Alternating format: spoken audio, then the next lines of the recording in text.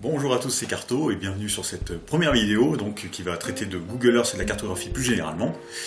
Donc Google Earth, vous connaissez, c'est un outil très pratique de visualisation mais qui souffre aussi de défauts que n'ont pas manqué de voir et d'interpréter plusieurs youtubeurs. Par exemple, cette vidéo. Not many people take their time to look at the North Pole or the South Pole, but if we do, let's do it.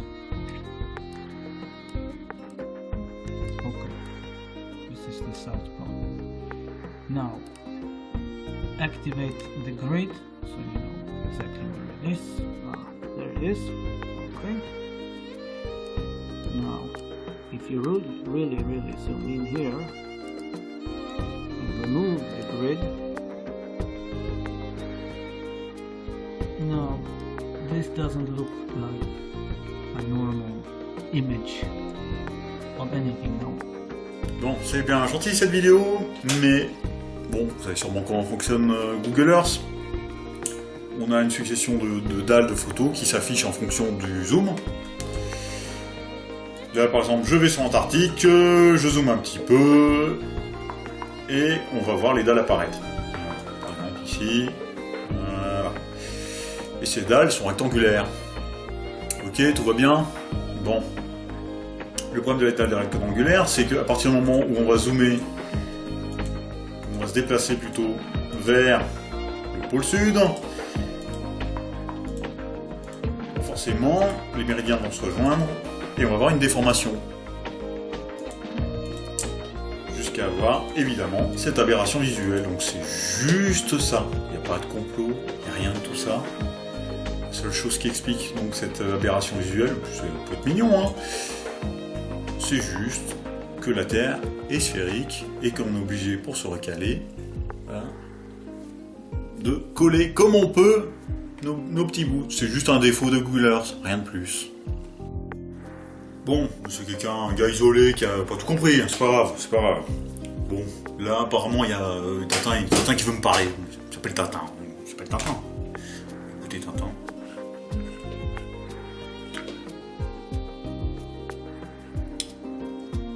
Ouais. Jusque là tout va bien, tout va bien. Pas si précis que ça en fait, hein, mais c'est pas grave. À cette échelle-là, c'est précis. Regardez.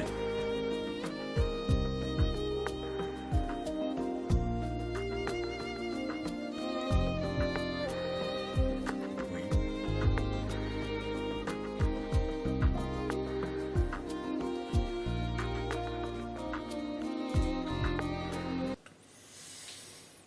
Ouais.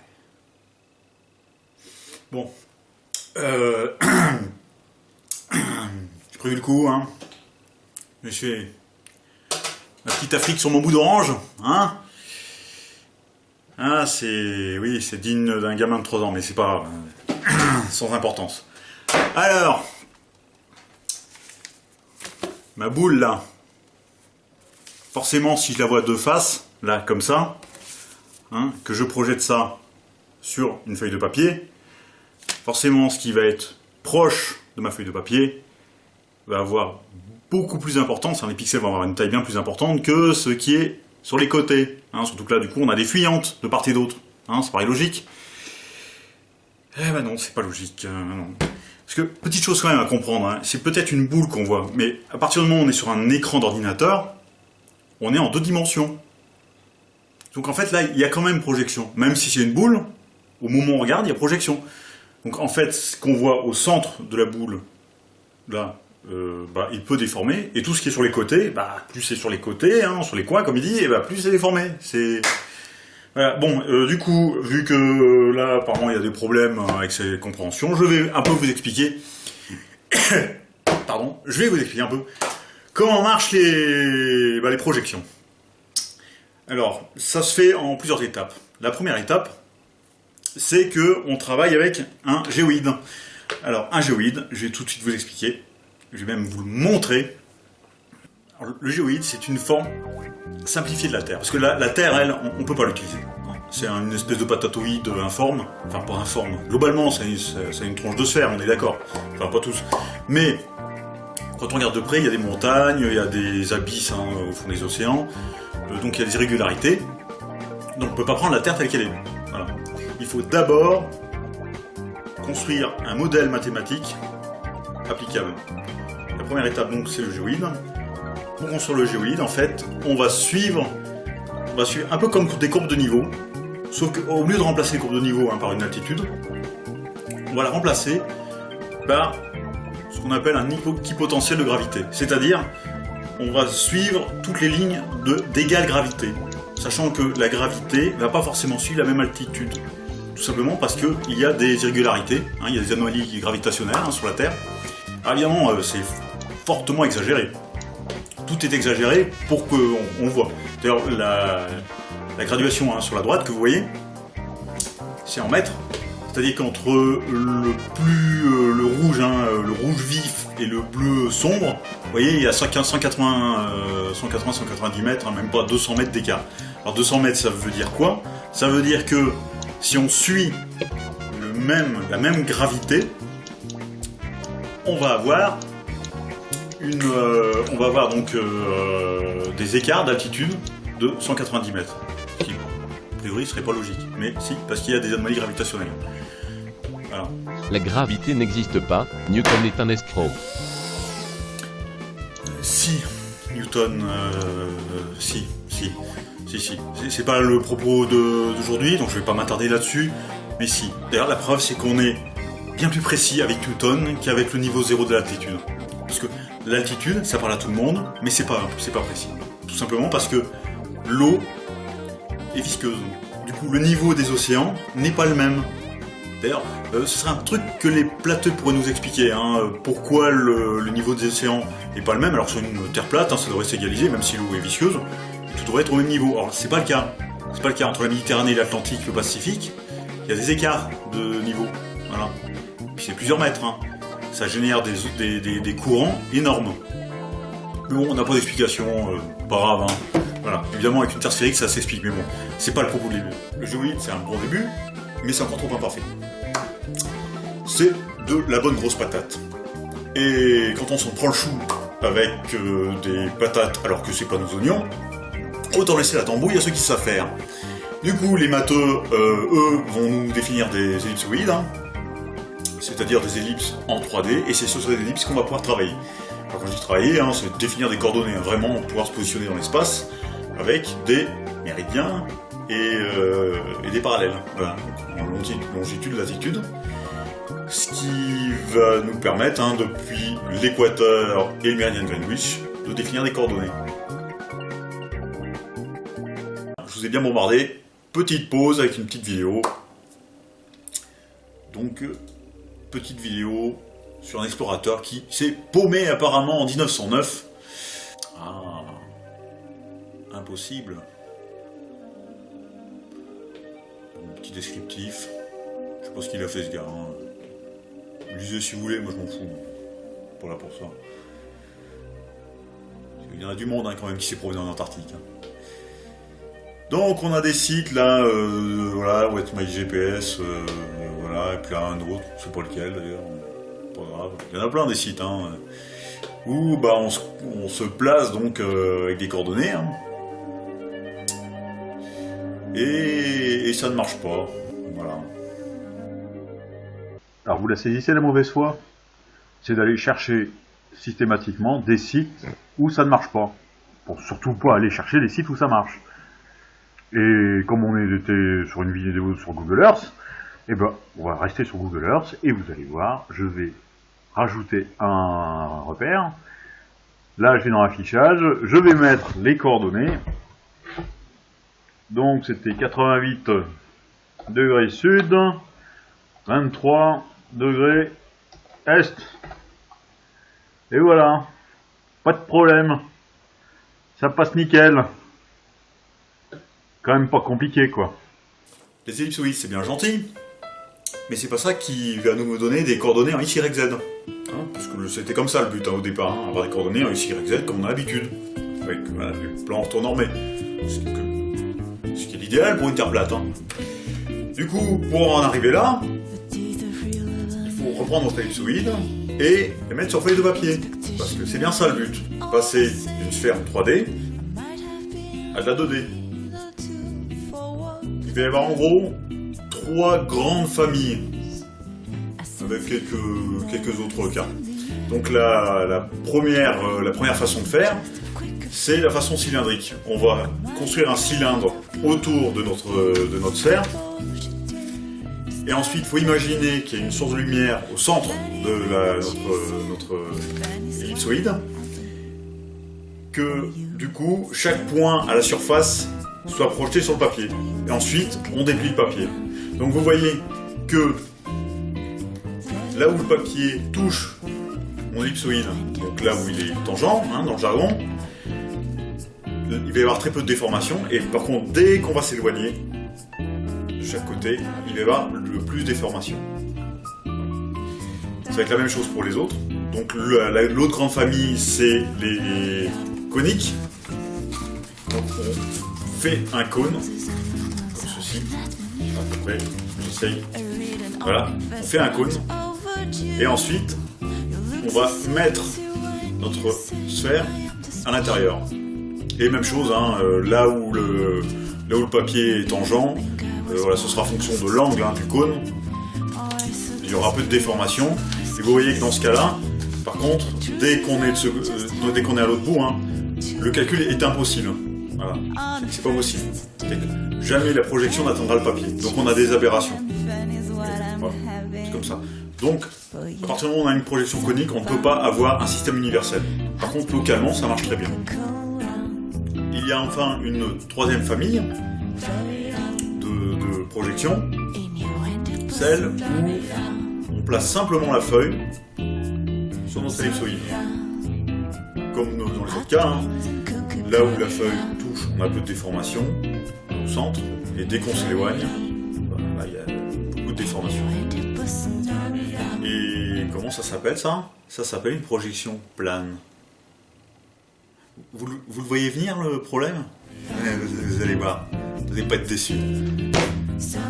Pour aller plus loin, par exemple dans le cas des États-Unis, du système américain, hein, GPS, à partir d'un même ellipsoïde qui s'appelle WS84, hein, World Geosystem 84 parce que c'est mis en place en 84, à partir de cet ellipsoïde, ils ont projeté dessus 60 systèmes de projection. Voilà. Donc à chaque fois, la feuille de papier colle exactement à un endroit différent. Donc tu décales. Voilà. Et le système français, c'est un peu compliqué, mais globalement, il est fait cylindrique. C'est le système Lambert, lui, il est cylindrique. Et il y a différentes zones entre le nord et le sud de la France, en fonction de l'angle qui est utilisé. Plus l'angle est obtus, ouvert ou fermé, et plus la partie tangente va se déplacer au nord ou au sud. Voilà. Tout ça c'est artificiel, c'est pas la vérité, ça prouve rien. Ah mais j'ai jamais dit que c'était la vérité révélée. Mais contrairement aux platistes, à un moment ou à un autre, on retombe sur Terre. Et comment? Eh bien, je pense que tous les utilisateurs dans le monde qui utilisent un GPS se seraient aperçus d'un problème. Quand la douce voix te dit à 200 mètres, tournez à droite. Eh ben, curieusement, 200 mètres plus loin, tiens, il y a une route qui justement tourne à droite. C'est incroyable. Oui, mais les satellites n'existent pas en fait. Vous me gonflez avec vos putains de satellites. Je m'en fous dans cette vidéo, ok? Quel que soit le moyen de se caler dans l'espace, on le fait toujours avec cette méthode, ok? Que ce soit des satellites, que ce soit même des ballons sondes, des stations au sol, des petits anges avec des antennes dans le cul, je m'en fous, ça change rien quoi. Mais vu que ça me gonfle, putain, je sens qu'un jour ou l'autre je vais faire une vidéo là-dessus. Alors tu acceptes bêtement tout ce qu'on t'a appris? Non. J'intègre intelligemment ce qu'on m'a appris. Le géoïde, les ellipses, le machin, les projections, c'est long tout ça. Tout ce temps perdu alors que ITV a déjà traduit une vidéo qui doit expliquer certainement tout ça. Puisqu'elle est censée parler de cartographe, je pense que Tout doit être expliqué dedans.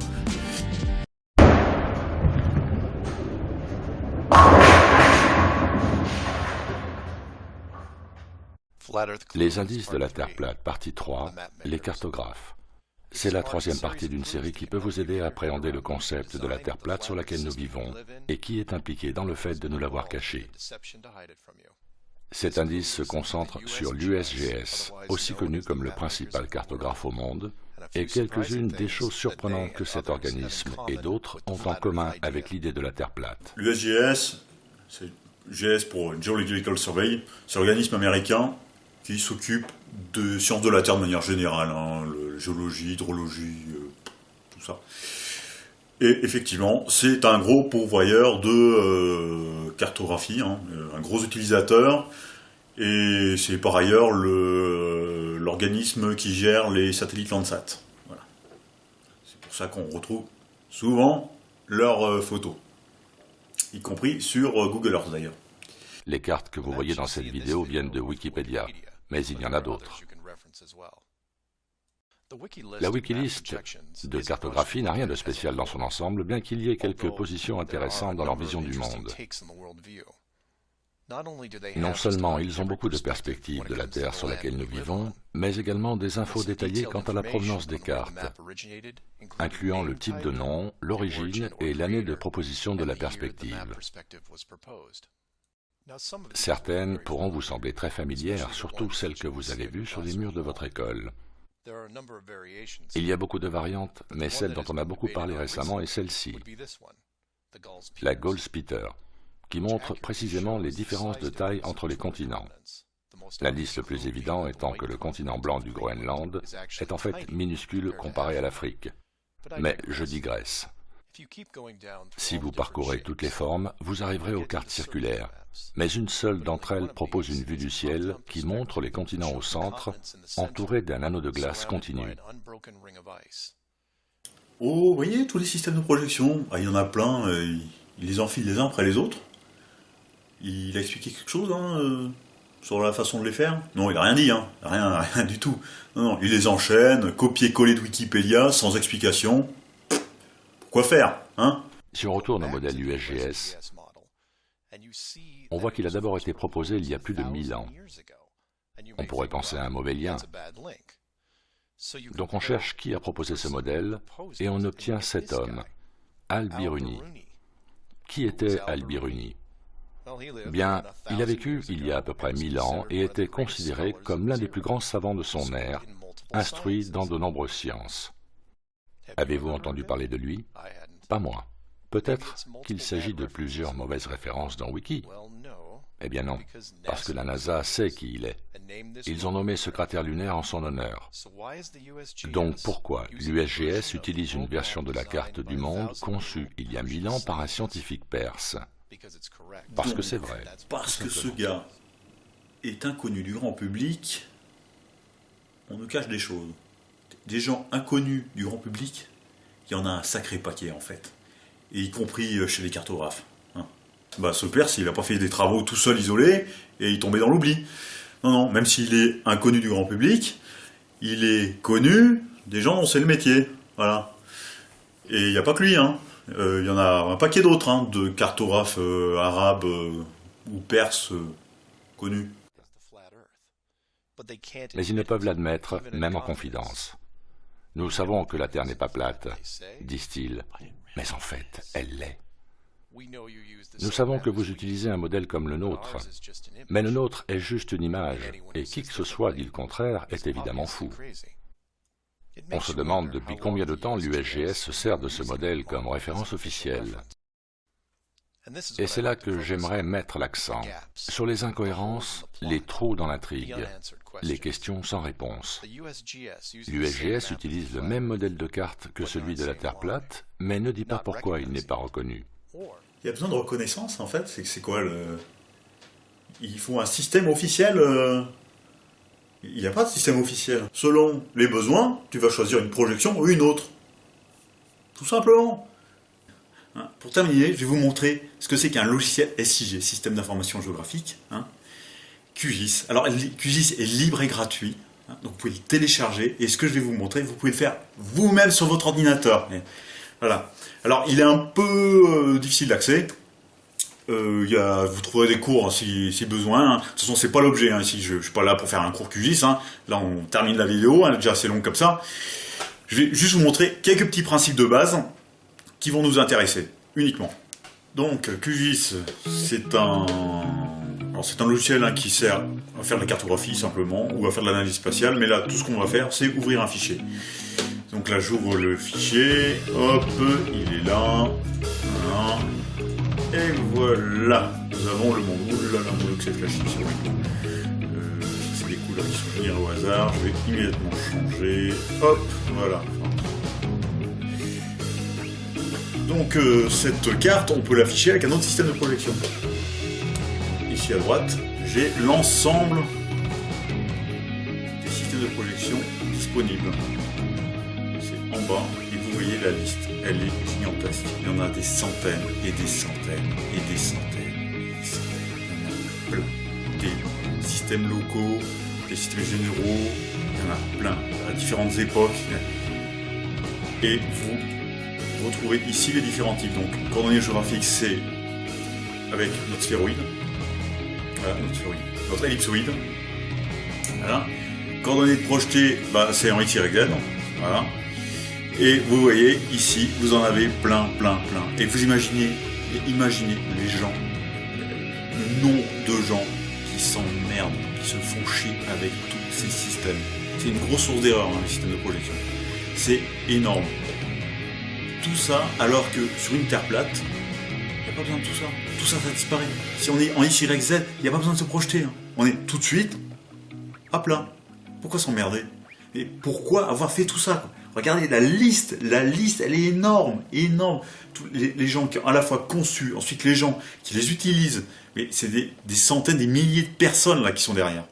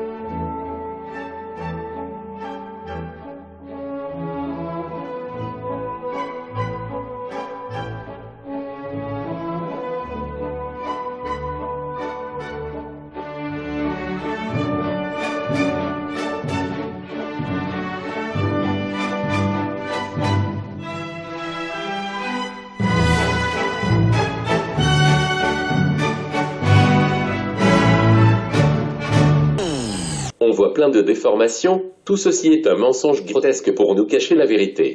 M'en fous de votre vérité avec un grand V. Soit on est précis à un endroit et pas du tout ailleurs, soit on est moyennement précis partout. Il n'y a pas de précision absolue.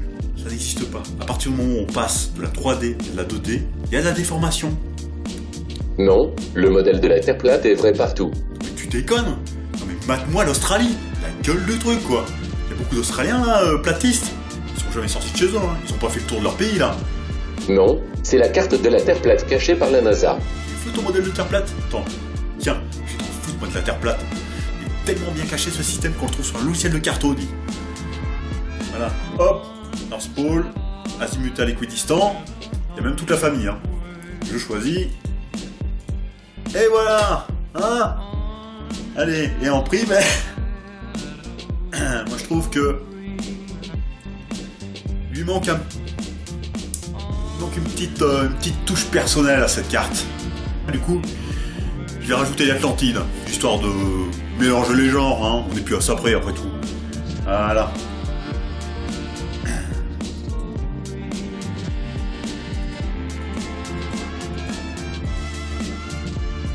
Voilà, faut s'appliquer hein, dans la vie.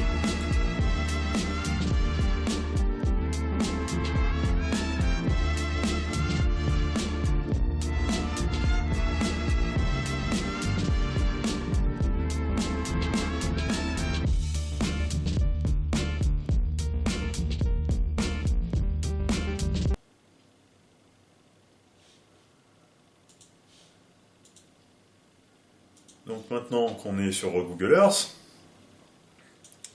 il suffit d'aller dans Fichier, Ouvrir, et on va du coup lancer notre fichier Terre plate qu'on vient de créer.